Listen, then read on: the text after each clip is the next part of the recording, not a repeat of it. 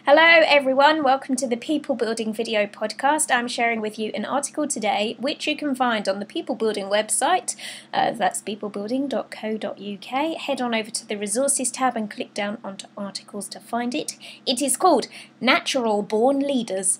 I've been wondering recently if leadership skills are things you either have as part of your genetic makeup or if they can be learned. I'd like to think that they are skills that anyone can learn, but I also suspect that circumstances and situations that show up in life can potentially shape and extract those skills from us.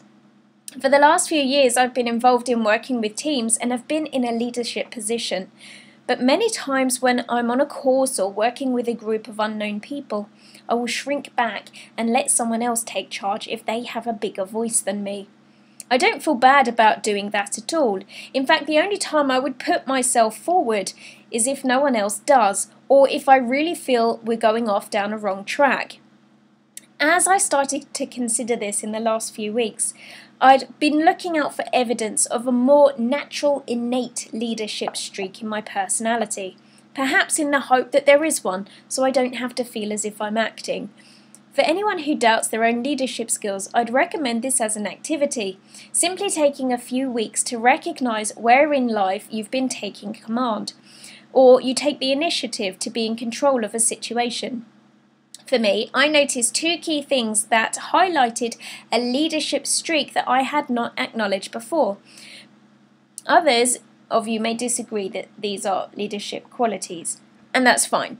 The point is that by identifying what I think they are and noticing them happening, I've been able to convince myself and to offer those leadership qualities that I possess, whether they have occurred during the events in my life so far, giving me learning opportunities, or whether they're natural instincts. I don't know, but I do not care because I have my verification that something is there, and if I need it, at a moment's notice, I can get it. My first example is a simple one. Have you ever had the experience of being at a mini roundabout where everyone is simultaneously giving way to each other, and as such, nobody moves? In Hemel Hempstead, where our office is based, there is a large roundabout surrounded by 5 mini roundabouts. Not only is it slightly confusing because you can travel around the larger roundabout by going either left or right, which is extremely confusing for non-locals, but I have to encounter it twice every day. As such, I meet the everyone giving way simultaneously situation several times a week. What I've noticed is that I'm usually the first person to move. I don't sit there waiting for someone else to take their turn first.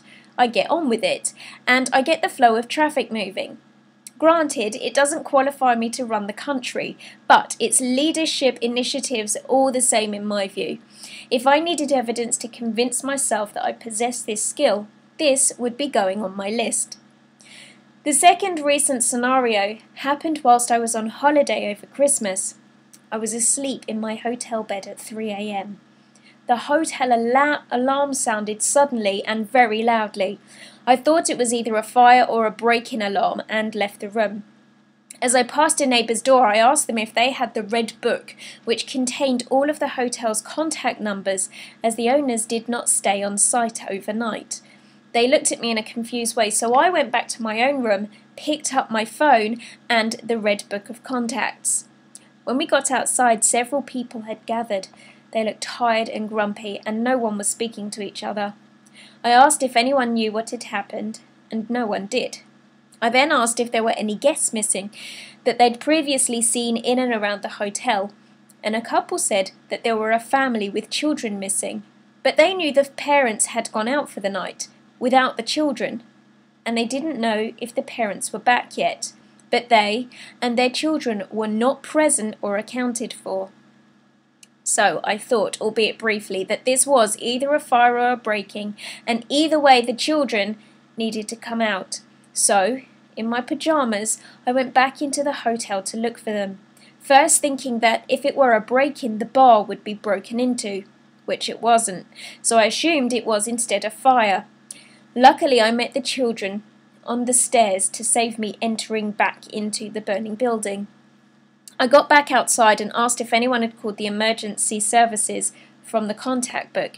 No one had, so I did. I told the man on the phone what had happened and asked him how long it would take him to get there, and I also asked if he needed me to contact anyone else. I swear I've never been so composed and articulate and organised. It's crazy that at this point in time I was acting this way. Therefore, my second tip in building up your leadership skills is not to do so in your pyjamas, but instead to just crack on with it when the opportunity arises. It's easy to be a shrinking violet, but actually it feels better to be the one who has a sense of control, and if you let that happen, your instincts can often take over, and then it also feels completely effortless.